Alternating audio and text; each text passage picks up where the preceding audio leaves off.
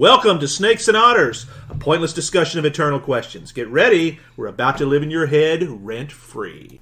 Welcome back, Otterites. This is episode 141.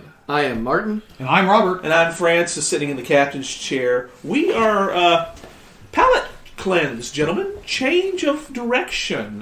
We have As well as location. As well as location. Yes, we're back here at Studio R. Out in the marvelous atrium. A little sunny this morning when we're recording this. It's 25 degrees out, but it's sunny and a little warm in here. Yes, thank God for. We're all wearing our hoodies, our Snakes and Otter swag this as we record. But anyway, palate cleanse. This is a history episode.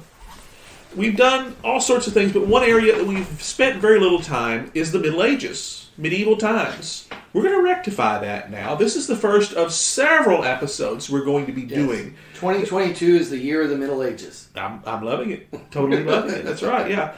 And we're going to go this time here with arguably one of the most pivotal turning points in the entire Western history of this planet. And that's 1066, the Norman Conquest of England. So much changed forever. It's one of those, if you ask somebody for one of the off the street, what's a turn that knows anything about anything? Yeah, I was going to say, off the street is not going to be able to answer that. That knows anything about anything, as Tim Wilson would say. About what is a... I'm sorry, he's not here right now. Hey, get him on his beeper. That's right. He called you back. No, sorry.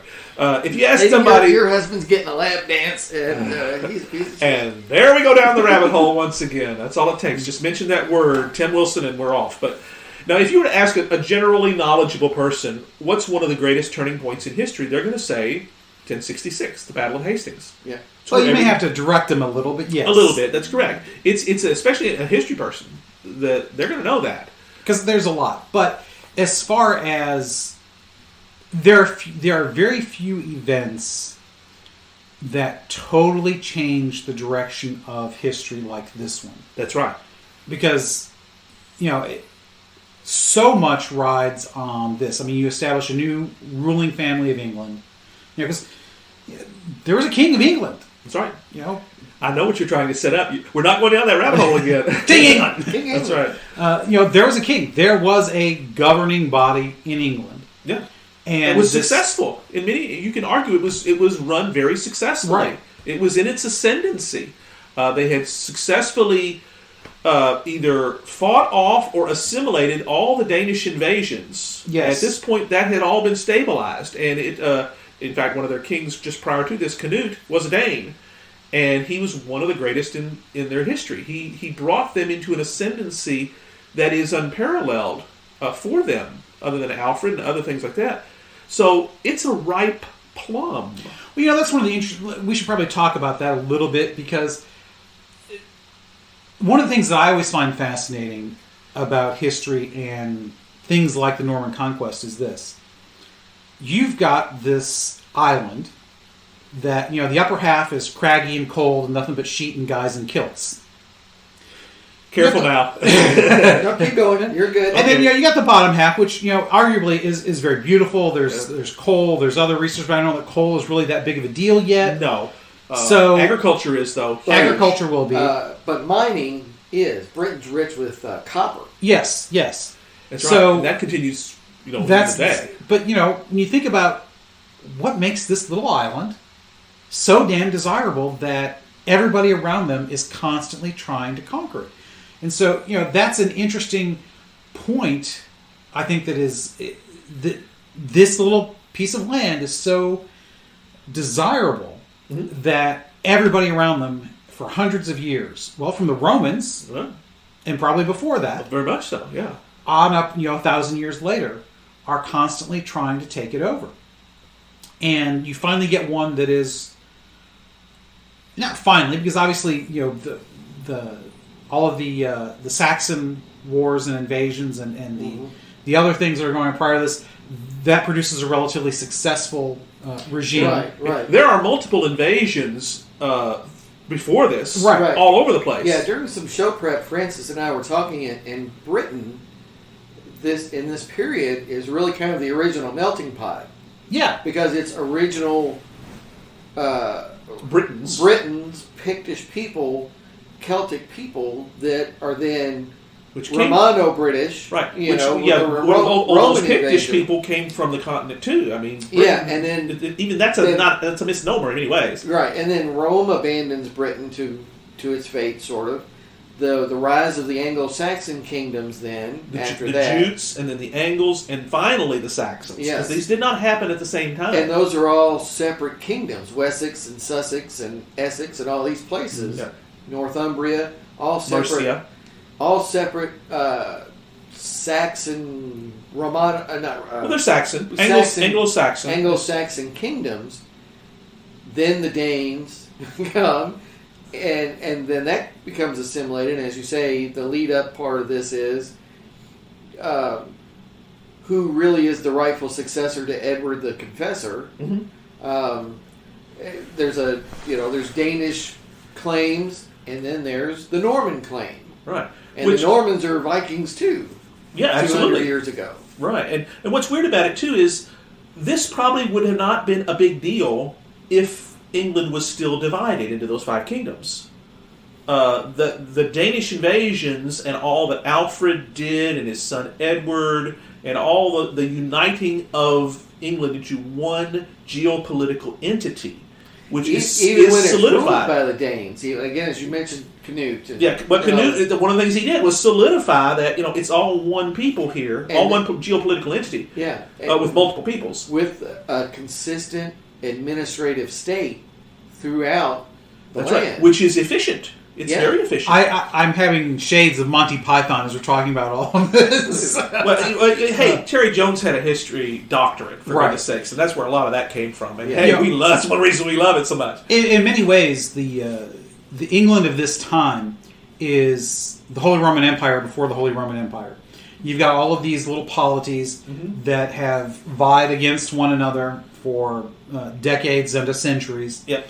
And you finally have somebody come along and unite everybody under, relatively speaking, a single flag. Because, realistically, until we're talking about the time of Richard III and then Henry, the Henrys, really uniting. It's England, not England, Wales, Scotland, Ireland, like it is now.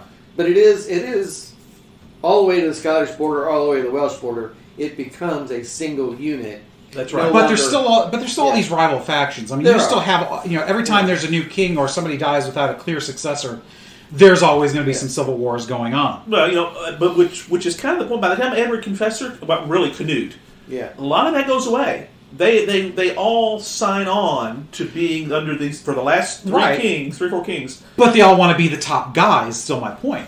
Just like in the Holy Roman Empire. Well, it's a little more defined for them. Most of that is outside them. At this point. Well, at this point, but that's what I'm saying, though. Even after this, when the Normans come, you've got, the Plantagenets are going to rule for quite some time, but there's still all this back and forth and jockeying amongst them. There is this political strife to control England does not stop. Oh, you're right. With William. We talked about that in the show prep a little bit. One of the reasons for, and this is kind of another subject, we'll do one on this, those later kings, the ones that failed, the ones that were deposed, the reason they did so is because they tried to narrow their power base under them. There wasn't as much to give out. Well, they would give it all to just a handful of folks. Edward II did it. Richard II did it. There's all this stuff goes on, and that's Henry VI did it. When you get into favorites, the nobles, the English people, they don't put up with that crap. The system works when it's spread broadly, and that's kind of a holdover from the Normans because William was very good at that. But we're getting ahead. We're getting out ahead of ourselves. So the era of 1066, the Norman invasion. Again, the Normans are Norsemen in the northwest of France. That's right. Descendants of Rollo and his followers, who were given land by Charles the Simple. I believe that's right, exactly.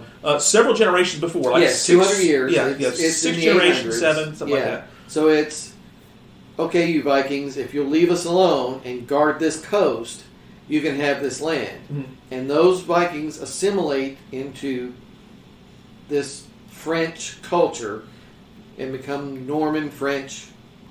The TV series Vikings, actually, even though it's out of time and it's very compressed, Yes. it doesn't do a bad job of laying that out. Yes. The character of Rollo in there, he's not Lothbrok's brother. That's an invention. But if you take his story on its own, it's pretty accurate. Yeah. It's and he's the progenitor, even though he's somewhat mythical. Of all this they stuff. essentially become the dukes of this Duchy of Normandy, which is essentially as powerful or more powerful than the French crown itself. Because France, though, even though we think of it as a single entity, really isn't. No, not this The point. French king controls only a small part of the French lands, and the vassals, the dukes, really have huge sway. That's right. And Brittany, Aquitaine, Normandy, all of these places are almost. That's right. Well, this is the European and the English situation in general, where you've got kings and you've got the dukes underneath them. It's the whole fiefdoms and the peasants and all of this stuff is, it's not universal, but it's a common way of having everything set up. That's partly what has led to the strife in England of uniting them. It's why Germany does not, and the Holy Roman Empire does not stay united, because it's at a time when one man and one army cannot control that large of a piece of land. To slide into a little bit of church law here, subsidiarity works pretty damn nice. And that's what this is based on, is, the powerful duke, he's local. He's not that far away. We don't report to Paris. Actually, Paris wasn't even the capital around this time. Rouen had a lot of that. We're reporting to the duke. We own, and the duke is subservient to them. Yes, sort of, kind of. Not really. That vassalage. That whole leave us alone thing goes both ways. That's right. Yeah. All right, look, we'll take care of things over here. We'll guard the coast. We'll pay a few taxes here and there, but you're also going to leave us the hell alone. That's correct. Unless we get an invasion happening, and then we all come together, which is kind of the whole point of this. Is we're going to leave each other alone until we need each other. So it's almost an alliance system. So Edward the Confessor is kind of the last of the successful Anglo-Saxon kings. He dies childless, but he has relatives in Scandinavia. Mm-hmm. He's related to William, Duke of Normandy. So there's competition. Right, and there are multiple invasions actually prior to the successful Norman invasion. Mm-hmm. The thing that probably kicks it off the most is the fact that Edward's brother-in-law, not even a blood relation, ends up trying to take the throne right after Edward. And so, which starts these different other invasions.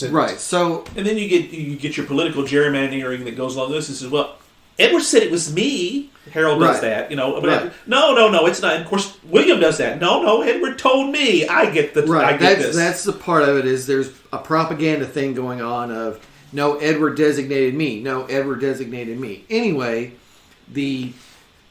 at this time, it seems odd again also to us, there's a body of nobles who elect a king.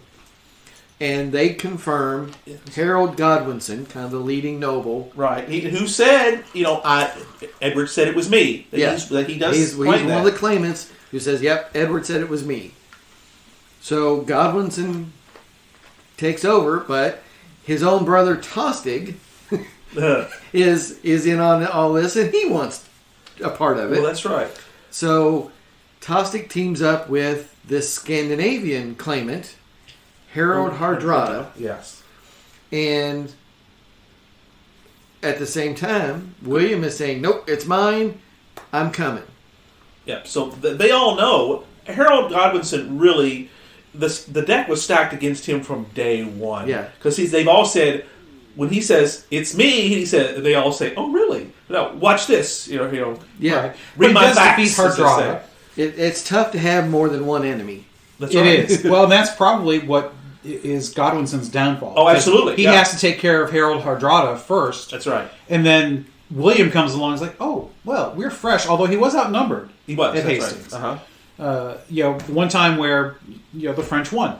And so much so they stopped being French after that. Yeah. So it takes a little while. Well, that's the interesting thing. The kings of England were French, literally French, for quite some time. Oh, yeah. I mean, Richard the Lionheart, that was what the language he spoke. That's just a couple generations later. Well, and also French would have been the language of the sophisticated. Correct. At the time. Yeah. The scholars still spoke Latin, Yeah. but French was or whatever the language was at the time. It probably doesn't sound exactly like modern French, but Right. It was the English of the day. That's right. The lingua franca, which is Yes. where it comes from. Yeah. That's where that name comes from. So, right, Hardrada invades first. Mm-hmm. Harold has to gather up all the forces he can, rush north That's right. to the invasion spot, but wins Stanford Bridge and destroys Hardrada and kills Tostig. Yeah. Take that. Yes. So, at that moment, he seemed like he secured his kingdom. Right. He's won. But now William's hit farther south. And William is, in many respects, far more powerful than Hardrada was. His people are hardened battle soldiers.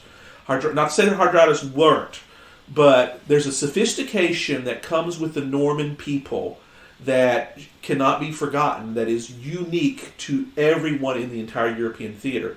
Many of them went to Italy. They're stone builders. That's something that is unheard of in Saxony, in the Saxon England. They're building with wood. They are heavy with armor. The technology is far more advanced for them than for anybody else around here. That's one of the reasons that this was, I don't want to say it was easy because it wasn't, but it was almost inevitable. It's kind of like the World War I lesson. When a new technological change comes in and you're not prepared for it, you're going to get mowed down. And that's part of one of the reasons that that William won, but also that the Normans stayed and changed everything. Right. Well, after defeating Godwinson, at least on the island, there wasn't really a significant organized force against him. That's right, no. And he still faced a lot of rebellions and a lot of problems at home because obviously he's a foreign king. And he had to pacify the whole thing, and that it wasn't easy at times. But to be honest, it also wasn't hard either because he had the troops. But and he Godwinson built is shit everywhere. He is the leading noble. That's right. Yeah. That's why he gets the position to begin with. But rushing north to beat Hardrada and Tostig, and then having to rush south, it's pretty draining. It is. Exactly. Even if you have a larger army, that's very draining because it's all on foot. Mm-hmm. All on foot. You still got to feed all these people. Yep. Yeah, there were a lot of tactical issues. Try to replace your losses that faced Godwinson on his march south, and there were some mistakes he made. I'm not going to go into a lot of that. There was some deck was very stacked against him for a lot of the reasons we're laying out here. Yeah, because he shows up at not a numerical disadvantage, but just about a disadvantage in every other way. right. Well, it's the same as if you've just run a marathon. Now it's time to fight. Mm-hmm. Yeah. Again, William has landed. He's got his people with him. And he's chosen the ground. He's chosen the ground. That's huge. He has not had a skirmish or anything yet. Right. And even though he had to travel by sea, it's a short trip. It is, and he was prepared because he'd been planning this invasion for some time, and they all knew he's coming, and you don't mess with William the Bastard, which we haven't talked a lot about William himself yet. We'll get there. I'm gonna put you on the spot. I think you've zoomed into that. But so the Battle of Hastings, Harold is killed. The famous Bayeux Tapestry portrait of him getting an arrow in the eye. Yeah. Yeah. So the Anglo-Saxon late forces, in the day, actually. Yeah, are now destroyed. And William has won the day and claims the throne. And it's a hard-fought battle. I mean, there are times where it could have gone either way. Yeah. Multiple times. If we're not going to get into the whole details of the battle, but it's been studied and studied and studied because there's plenty of records regarding it. And it literally is everybody from John Keegan to Dan Jones. That's right. Toe-to-toe smackdown, and it goes... William is thought dead at one point. He has to take off his helmet, show that, no, that's not me. I'm here. Yeah. It mattered in those days. And, of course, Harold had the opposite problem because everybody's, well, where was Harold? Oh, he's dead? Oh, and that's kind of what ends it. Yeah. So, William is confirmed, again, and I can't pronounce this name of this body. It's an Anglo-Saxon, the Wittegamont. Yeah, hang on. I just saw that because I'm looking through Wikipedia. Because, we're not writing papers for professors, so we can rely on Wikipedia. But as a general rule, when it comes to stuff like this, Yeah, it's much better than pretty good. yeah, But they summarize basically, well. Yeah, there are no more challengers. The leading nobles are gone. He's confirmed as king, and this period of Anglo-Norman ascendancy begins under William. right. And this is the last time Britain is successfully invaded. Yeah, That's what a big deal this was. That's the turning point of the history. right. Not only does it remake Britain, but now Britain has never successfully invaded again, and begins to build that structure that eventually becomes the British Empire. That's right. The most powerful nation on earth is the British Empire. It's still a bit away. We got. It becomes That's still 800 years away, but this is the cornerstone. This is what builds it. Right. Yeah. Is this It really does change Anglo-Norman. the face of European history for a lot of reasons. And the most obvious one is this is where all of the British rulers descend from. That's right. Mostly, it's a little Sort of, dodgy. kinda, but It's a little dodgy that's here and how there. they're counted, though, is beginning with William. Yeah, essentially all it starts right. the All of count the over. numbers that we're used to, Elizabeth II or William Right. III, they're counting from this spot at That's right. 1066. Everything before that kind of didn't matter. It was Which a is- different entity. In Right, that which respect. in a way is kind of unusual because, again, it's still England. There was a relationship between William and Edward, although I'm unclear because the one I'm reading through hasn't laid that out specifically. But you could make an argument that you could go farther back if you wanted to. But still, this is where they count. And I think that there's two things that are important to recognize here. It starts, as Martin says, that unbroken, relatively speaking, line from then until today of Great Britain, of England, and then Britain, and then the United Kingdom, and so on. And it also removes a player from Europe.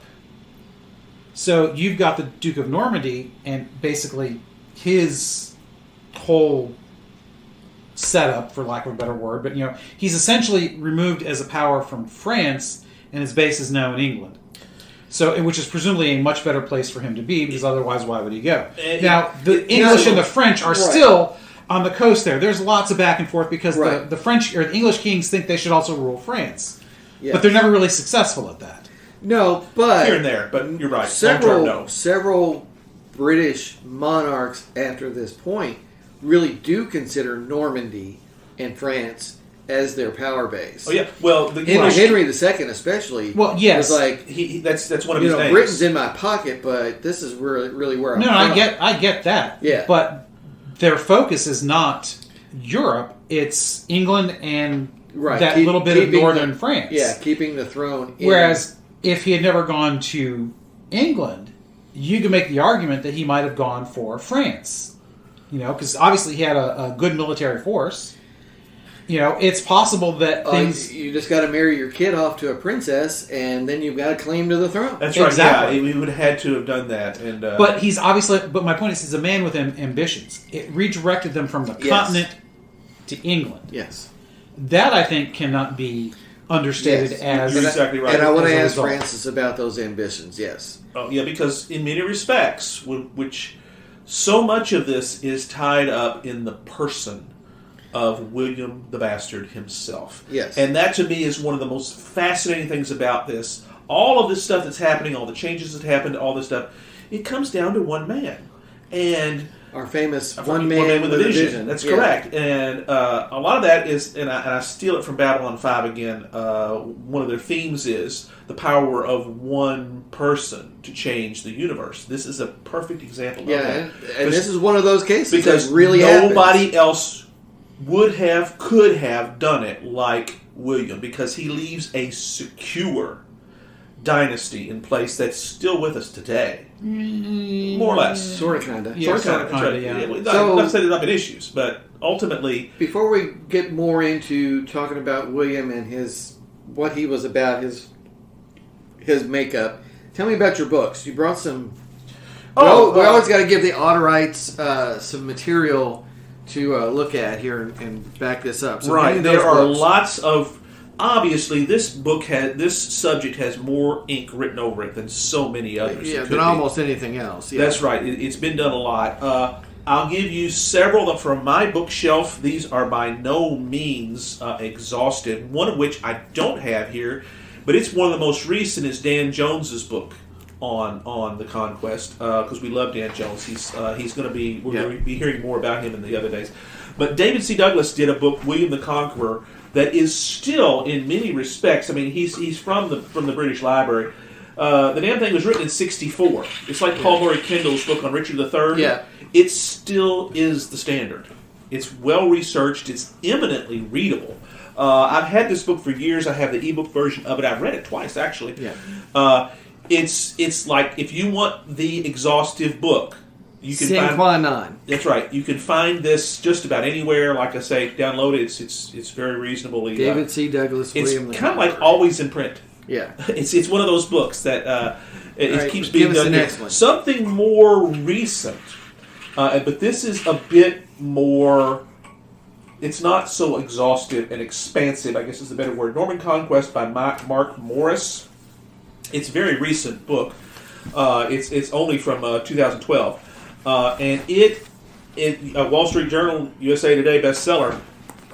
You see, folks, we're still interested in this stuff. You know, a history book, for God's sakes, was a bestseller because it's about the conquest itself. Granted, it takes into account all that came before, all that came after, and all the personalities involved. But it is, if you don't want to be about the man, but you want to be about the events, that's the book to read.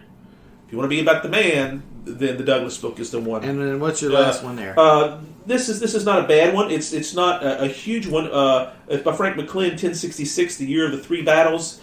It gets even more granular because it takes you down just to the actual battles and what happened with that. So we've gone from the strategic to the tactical throughout this to kind of lay that out. Because I know many folks, I started out this way, tell me about the battles. That's what I want to read about. That's what's fun. That's what's interesting. Well, as we have found, the battles are where most of the turning points happen. Yeah. Because, for want of a nail, the shoe was lost. For want of a shoe, the horse, and so on. Mm-hmm. Whether it's Chamberlain making it to the top of Little Round Top just in time. That's right, yeah. Or whatever.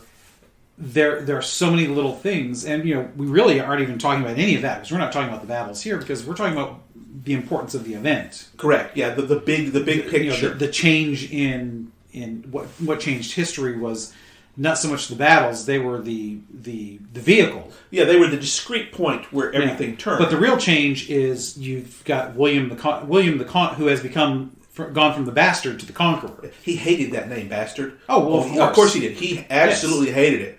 And he's Duke William. Thank you very much. And he was also, I'll give you that. He's a thug. He is an absolute bruiser. Oh yeah. He will cut your freaking throat, but he'll bring his guys with him when he does it. So he's a smart brute. Oh, absolutely. There's nobody. Right. I mean, there's not. He's a bully with a following. Yeah. And these guys are razors that work with him. They love it because he brings them booty, and he brings them glory, and he is a strong individual. He's also a son of a bitch. But that's what enables him to stick. Yeah. In many respects. Yeah. Mr. Sissy has plenty himself, although he was successfully married. And his queen actually, and we talked a little bit about this in the show prep, Martin and I did, that one of the reasons for his success is that he marries well. The succession line, he has quite a few legitimate children, two of which reign after him, actually. Yeah. Interestingly enough, this is, again, one of the things that he made the same mistake that, well, you could argue made the same mistake, a similar thing that Charlemagne does. Yes, exactly. He does not combine all of his lands into one empire, for lack of a better word. So Normandy goes to Robert. That's correct, and yes. England goes to the second son. England is not seen as the primary prize here. That's right. Which is kind of amazing when you think about it. Well, it's like they didn't really know what they had. We're thinking about it from modern terms in many respects. Well, because it had to have been a great prize, though, for him to go after it. Because he leaves this enormous, and he dies fairly young. Not young, but he dies before his time. He was on campaign when he died. And I'll one of these things that's always interesting is how these guys meet their end.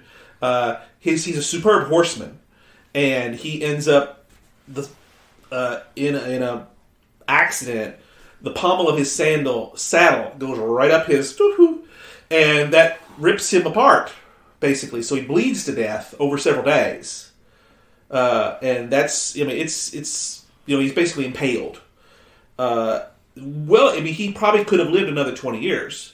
But his kingdom has been solidified. It's done at this point. But it is split up between Robert, his eldest son, William Rufus, because his red hair, and then the other one is Henry, who is essentially subservient to Rufus. He's in England. He becomes Henry the First because we're getting a little ahead of ourselves here. William Rufus, pretty secure. He inherits a secure kingdom. He doesn't ever marry. His sexuality is always in question. But the brothers do battle over all of these possessions. That is correct. They're trying to reunify them a couple of times. Well, yeah, but each one's got to be the unity, as they say. Yes. Robert is a bit of a loon in many respects. He ends up most of his later life in prison. His younger brother, Henry, basically takes the dukedom from him. Yeah. Because he's just not really all there. William Rufus was very much a splendid administrator. He knew his crap.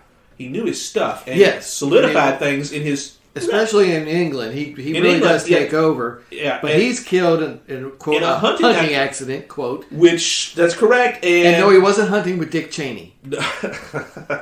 No, but it's a similar type thing. Good one, Centurion. Good one. That's right. Liked it. And basically, his younger brother, Henry, is the first one to make it to London from there. And secures the treasury. That's correct. Well, that's important. That's the part. It is, because what could have been an absolute cluster, of a succession issue turns out to be a fait accompli. Yeah. Because there's really nobody left. The elder brother is in Normandy, and he's a loon, and everybody knows that. Yeah. At this point, he's a foreign invader. We're not going to bring him over. But Henry has the money. He controls the money. And the smarts. Yeah. Henry I is one of the most successful monarchs, and he reigns a very, very, very long time. He has 16 kids. Only one of the two of them are legitimate, and the legitimate son, dies in the White Ship accident, shipwreck, and stuff like that. We're getting way ahead of ourselves. Yeah, Matilda and Stephen and the White Ship and the time known as the Anarchy and all that. Which probably deserves its own episode. That's interesting stuff. Yeah, we have to work that. Yeah, we have to work that one in because it's really. But this is what helps Rufus and then Henry solidify this idea of this Norman. There's no going back. By the time Henry I is done, it's done. These guys are a different people. That's the thing you got to remember. Than they were in just 3 generations. You can conquer something. Yeah. But until your son takes it over successfully, you've won nothing. Well, in the words of James T. Kirk, conquest is easy, control is not. I think he said ruling, wasn't it? No, it was control. I got the quote here. But it's what they end up doing is very successfully remaking the British Isle into this Anglo-Norman. Right. Well, they put supporters into the places of royalty, become right. Because the dukedoms and also the clergy. More importantly, yes, that's right. The clergy and the dukedoms then get transferred from Anglo-Saxon because they weren't dukedoms before. At best, your account.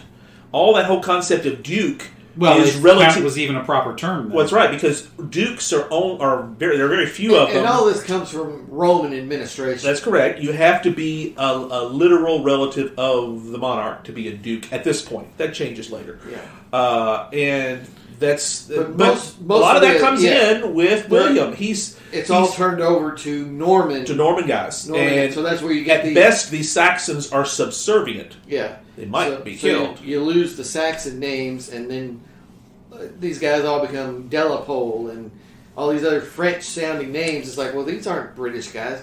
Well, they were. They were. But their origins are Norman. Here's where it all kind of comes together. And they also bring the law system with them. Not that Saxon law was bad, but Roman law is very much where the Normans brought with them. It's very similar to that because they've been to Italy. They've understood this. They were a wide-ranging people. They're building with stone. There were no such thing as castles before the Normans. Right. That's a big part that of is this. a huge thing because William once you establishes building castles at strategic points. That's right. It allows him to control the land. That's exactly right. And they stay for generations. Some of them were still around. The Normans knew what they were doing as builders, and that's one of the reasons that it stuck. Is because, and that's how Edward I subdues Wales. That's right. Is building castles. Correct. And he learned it from William. That's a Norman thing. That's what they do. So those are a lot of the changes that are brought out. The Revolution. The Revolution, that's right, which was, went down to one day. It's kind of like putting the Battle of Yorktown as the only thing that happened. One change, one guy, one change happened. That's what this happened here. Let me take a breath. Oh, yes. Let us bourbonize. Bourbon break. That's right. So we have some business to take care of on our bourbon break. That's correct. Martin, I believe you are going to handle that. So I can shut up and sip. Sip away, brother. All right, so I'll do that. So, Otterites, you know how we like to do this. We probably shouldn't bother, but just a couple of quick corrections. In re-listening to our Theodore Roosevelt episode, we got the name of one of the kids wrong. I think I mentioned Corinne. That's actually TR's sister. But I think in the episode we said that was a daughter. Actually, no, the daughter's Ethel. It's easy to get confused because the Roosevelts reuse names a lot. That's right. Because Theodore, TR, his dad is Theodore. His oldest son is Theodore. Theodore's oldest son is also Theodore. So there's 4 of them in a row. I think one of Ethel's daughters is named Corinne, after the aunt. Yeah, it's just so. It's and then just there's Eleanor's, Edith's, and Ethel's. So, anyway. There's a lot of them to keep straight. There's a lot of Roosevelts to keep straight. Unlike newspapers who bury their corrections on the back page of the funnings or something. Yes. We like to point it out, make a big deal about it. Bourbon break's a good moment for that, yes. We decided. So we'll lay So the that other out quick correction on the TR episode is I think we were a little ambiguous about the whole Nicaragua versus Panama route. The French were at the Panama route, had the rights there. There was some feeling in the U.S., no, we need to do the Nicaragua route because there's a lake there, it'll shorten it. And basically TR's like, no, the Isthmus route in Panama is the shortest. It's already started. We're going to buy the rights and the equipment from the French and the start and all that. So really, TR's route was always Panama. Okay. Yeah. The route in Nicaragua was... It had been started as well, but it was a failed one because it was going through mountains. The volume of dirt that had to be moved was like 4 times as much. Yeah. So even with the lake. There was some support in Congress for a Nicaraguan route, but really the French route was always at the Isthmus, always at Panama, and that meant dealing with the Colombians and... the rest is history. And so... and that should take care of the corrections, but also a couple of quick salutes. Yes, that's true. Yes. As we record, we recently have bid farewell to Betty White. Yes. 99. Yes, And she was... Again, a pioneer right up there with Lucille Ball as Very much far so. as, a television actress, one of the first women producing her own television show. Mm-hmm. Not just longevity, not just that great humor. Yeah, she personally had a great personality. She's a national treasure. Yes. Yeah, That's very well put. But She's very a much national a pioneer. And, yes, for women's rights, she's right up there. Very much somebody to celebrate. And the loss of Sidney Poitier. Oh, yes. Guess who's just coming happened. to dinner, yes. Yes, at 94. So she was 99, he was 94, I think it was. Yeah, and he was a national treasure because he broke a lot of barriers. Oh, yes. Before. I mean, yes. the movie itself, Guess Who's Coming to Dinner, was one of those watershed moments like, what do you mean a black guy is coming to dinner? This is 1960, I don't remember the year. Yeah. But he was also a phenomenal actor. He's right. so well poised. Oh, yes. Such a great presence. great speaking voice. You know, he had all of those. He's a good-looking guy too. I mean, he had all of the things that you want, boxes to tick. Yeah, and he was just so eloquent. Yeah, just an incredible actor, just based on craft, but then also in all of these important, groundbreaking, turning point films. Yeah, he really To had Serve his, with Love and Lilies of the Field. That's right. And everything. So many different movies he did. Just or groundbreaking personality, and then on top of that, as good an actor as basically has ever been. Yeah, he never stopped working. He could do whatever he wanted to do. Yeah. And often did. Kind of almost to the point of an American Olivier, that good of an actor. Oh, So. yeah. Yes, so we need to raise that glass, gentlemen. Yes. That's right. Yes. Whatever we're Raise the drinking. glass Yes, to that's Bourbon. right. Let us clink. To Betty and Sidney. Betty and Sidney. That's right. So I've got a glass of Robert 1792 here, which is always a favorite. Really? That's the small batch. It's not just a regular 1792. And I have the very same thing, although mine is neat, and you're having yours with ice. I've got a little ice here. Yeah. Super smooth. Yeah, it doesn't get much smoother than this. I mean, it just flows back the tongue and down the back of the throat, and it just kind of leaves itself everywhere, and yet nowhere at the same time. Yes. Truly a fine bourbon. It really is a good choice by you gentlemen.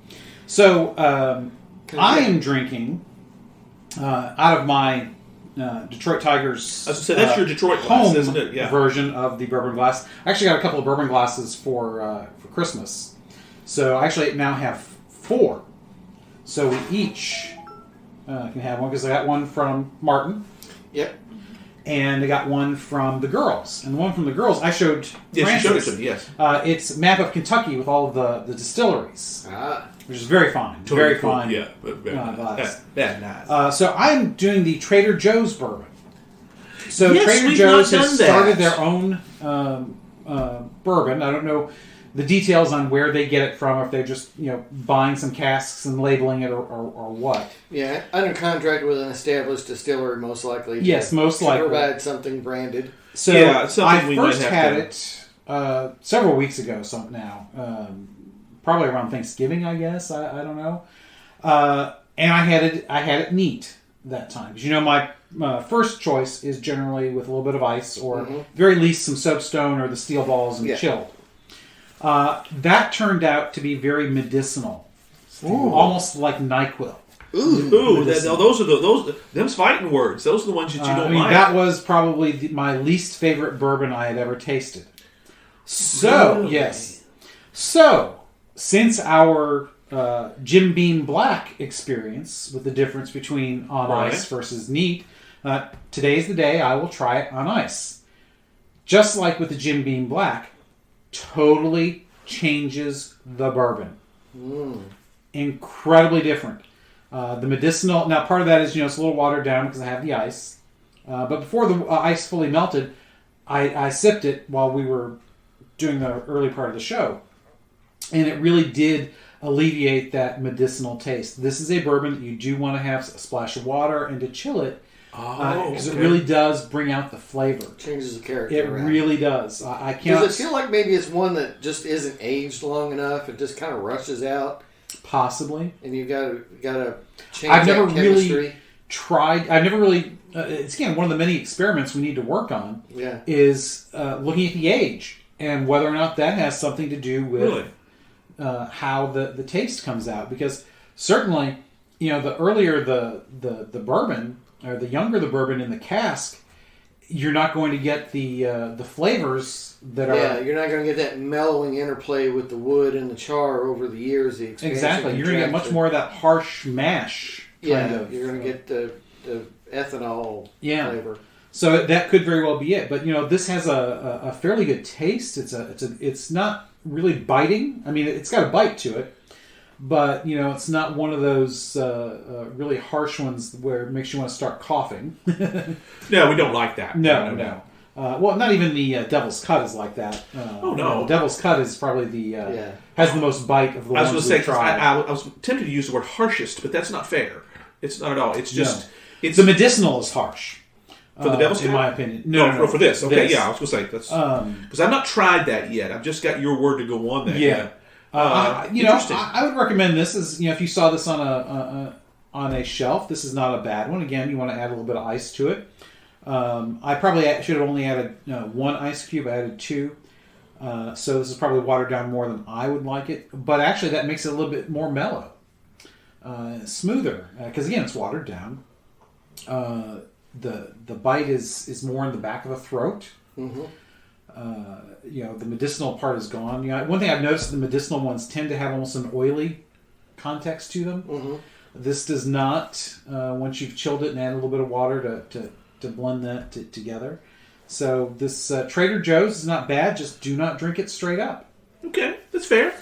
See, we're nice people. Certainly, if you have to. We don't dislike bourbon. any bourbon. We just... It has to be done the right way. We give suggestions. What's the point of being a critic if you don't criticize? Well, I'm not saying you can't criticize. Criticize doesn't necessarily mean critical. That's right. But it doesn't mean hating. Because we ain't haters. You know that. Yeah. Well, let's just say this. If I had to drink this neat, yeah, no way in hell. Martin's a bit of a hater. I mean, Martin is a hater? Now, come on. I hate indulgences. You are a lovable little fuzzball. Come on. What are you talking about here? Have you met? Yes. I hate indulgences and Well, okay. Perhaps we should do an entire episode on the things Martin hates. Oh, no, that's a hoopajube. There's a hoopajube. That would be fun. You get to rant, and we get to poke holes in things and have a blast. See? So I would start with people who drive side by side on the expressway. Yes. Yeah, that's right. We can join you in that. A rolling roadblock. Yep. Yes, especially in the left 2 lanes. Yeah, that comes up fairly often in our discussions. Yes, whenever side by side is new though. That's a new wrinkle. Yeah. Usually it's just the driving in the left lane. Yeah, driving in the left lane. There are lane, certain themes Martin returns to over the years, and that's a consistent one. Anyway, let's pursue because there's one more shout out. Oh, thank you very much to Biscuit Belly. Oh yes, this morning's breakfast. Oh. Yes, that's right. Whenever we come to Studio R, we always have to slide over to Biscuit Belly, and I was very good this morning. I usually come away, and you guys gave me grief over this because I usually order way too much, and You got something small. I am compelled to eat it all. That's family of origin for me. Yes. Clean that plate, young that's man. partially a guy thing because you know we come from families where mom's always made the extra for dad to finish off. Yeah. And Mrs. Martin or Mrs. Robert, I mean, has the same thing. Early on, it's like, stop. I'm stuffed. It's like, well, but we still have some. You need to eat it. Why do I have to eat it? Because that's what you do. It's a thing. It's all about there. But this morning I was good. I just ordered. What the heck did I order? The tots? Yes, you got the loaded tots. I got the loaded tots. Excellent, and they were just enough. I didn't come away bloated, and I didn't have anything to bring with me. I was exactly right. Yeah, that's the homemade tater tots that are mixed with cheese and perhaps a little bit of sausage, although you don't get much of the sausage. It reminded me of a really good crab cake, although you couldn't that consistency. Dipped in the batter and then deep fried. That's right. So it's kind of like a hash brown hush puppy. In many respects, you're exactly right. And I can't recommend it enough. Oh, yeah. It's one of my favorites. Plus, the dipping sauce it was very, very phenomenal. Good. And it was one of those things I've told the guys, I have no idea what I'm going to do when I go in here. Because the thing I've ordered the last 2 times while it was excellent... The hot brown. Too much. Yes. I am bloated and I still bring stuff home. I strongly recommend the belly board, I think they call it. Plank, isn't it? No, board. Board? Okay. Board. The belly board. 2 eggs, sausage. That's what you ordered this morning. Yes, fruit or hash browns. Which you messed up and forgot to tell them when they got the fruit. Which was still, for January, amazingly fresh. You were a good boy, too. You ate it. Yes. Yeah, even though that's not what you really wanted. You just forgot to tell them. But that's good for my heart anyway. To not have hash browns, so. You got a heart, so you should take care of it, right? Yes. That's right. I got the... It's 2 sizes too small, like the Grinch's, but hey. But, you got one.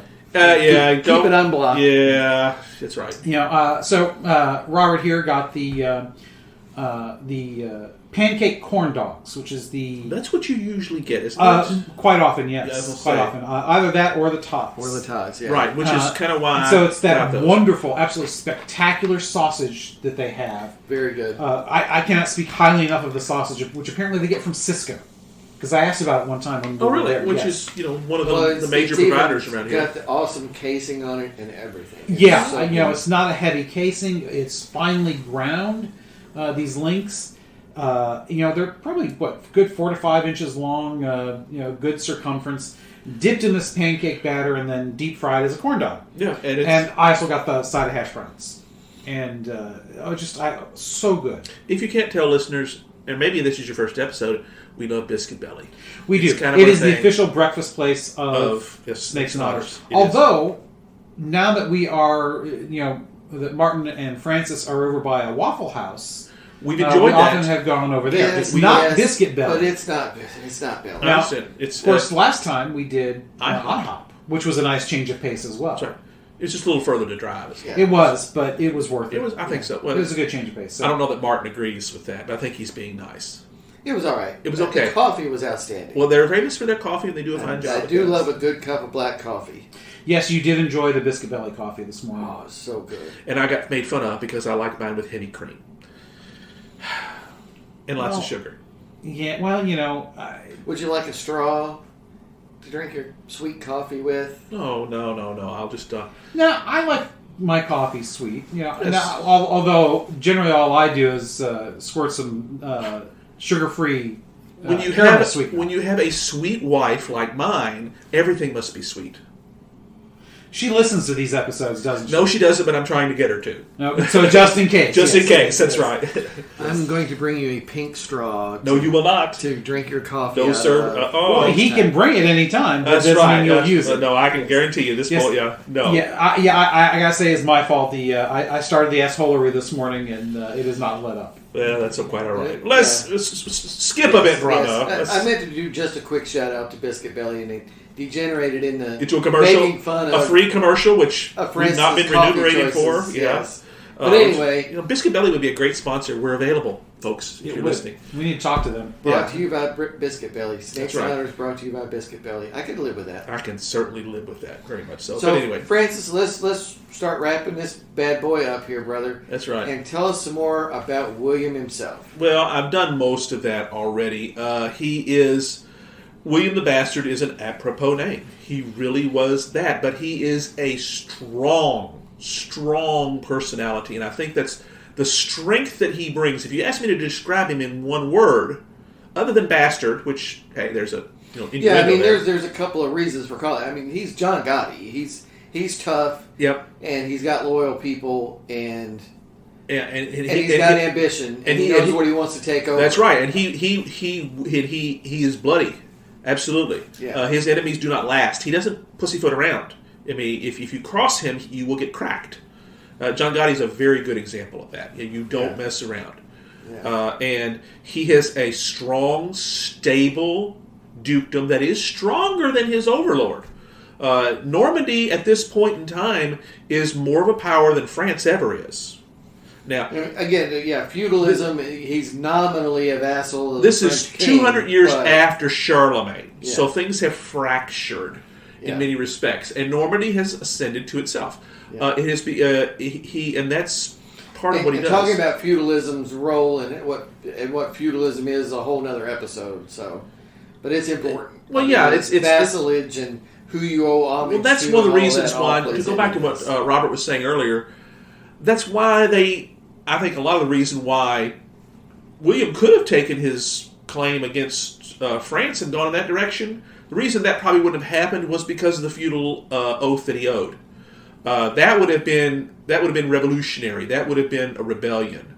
William probably would have won, he'd be a usurper. He would be a usurper rather than someone who invaded somewhere with a claim. That's exactly it. And see, that's the thing. Gives you a little bit of cover. I will say this about all of these wars of succession and civil wars in both England and other places in Europe. They were generally between claimants. Correct. Now, some of the claims may have been spurious and false, or just paper thin. But at least they made the effort always to make tried to make a pretense of having a claim. You got to make it legal somehow. Yeah. Well, by winning, you make it legal. Correct. I will make it legal. Well, that's right. William actually did have a bit of a claim. He did. And, you can make the argument that if he had a claim in France that where the opportunity had come up, because generally you didn't just decide, my claim is just as good as the guy who's been sitting on the throne for the past 10 No. years. You wait for somebody to die. That's correct. You wait till the opportunity presents itself. Again, so some of this is he's opportunism. just as much related to Edward as Hardrada is, really. Well, absolutely. Well, Hardrada, I think, is even... yes. It's Godwinson that has the least claim, actually, because he's not a blood relation. Right. He's a in-law. Brother-in-law. Because a lot of this is tied to Emma. Yeah. As somebody's wife. And yeah, there's marriages involved in here, Yes. which is less blood, more marriage in his right, case. But she was Norman and back and forth. Well, and it's complicated. Trevor Slattery would tell us it's complicated. By the way, if you haven't seen Shang-Chi, Trevor appears in that one. Excellent. It's a great. It's a Yes, fun that movie. was. I was very pleased to see him show up. Ben Kingsley, come on, he's one of the greatest actors of our day, and they gave him a nice meaty role in that. Not to go off to the side, but hey, we talk about Trevor a lot. He's kind of an unofficial mascot here. He gets to come back again, and he's as good as ever there. But anyway, Yes. So I think that wraps up. any final thoughts, And guys? Just, it's very important to understand this is one of those places in history where you put a stake down and say everything's changed. That's right. Yeah, Because again, this is... Britain's never been conquered since, and essentially the Great Britain, United Kingdom we know today is that it was established at this point. It's the melding of Anglo-Saxon and Norman Right. French together, and Anglo-Saxon itself being already melding from several sources. Right, and being this These administrative success that then lends itself to this huge empire we would come to know Right. later. These 5 or 6 ethnicities that combine in various combinations create something totally new the and original formidable. melting pot. And Robert? Oh, is it my turn now? Yes, please. I've only been trying for the... Yes. So, because some of us like to talk. I was looking for a mirror because I looked at Francis, then I looked at Martin, then I didn't have a mirror to look at my... Oh, wait. There we go. Because we all like to talk. This is important... we like to say, why stuff is important. The reason why this is especially important to probably most of our listeners, although I'm sure we do have some that are not in the U.S., but probably most of them are here, is that this directly impacts us. Mm-hmm. Because obviously we are largely descended from the English. Mm-hmm. Now... As a political entity. Well, as a political entity, yes. And probably, depending on where you are, certainly the founding of the country is mostly English. Yes. Certainly others play a large part in it later. And during, but largely we are English by birth. And because I would argue this is one of several of those major turning points from the Middle Ages. As you know, I like to talk about the history of Europe is the history of the Habsburg family. Yeah. When you talk about European history, for England and what becomes the United States, it is this moment. Mm-hmm. Yep. For the continent, it is largely the Habsburgs that shape modern Europe. Right. Yep. You cannot learn enough about either. Well said, sir. So is it time for our question? You have a question? What's next? Oh, that question. Oh, it's easy stuff, boys. We're going to go back to quotations again. That's kind of one of our favorite things. We have lots of favorite things, but that's a big one for us. Great quotations that sing, that say themselves, that are just all that. Code of Honor next time, February's folks. Code of Honor. You betcha. Excellent. Don't miss it.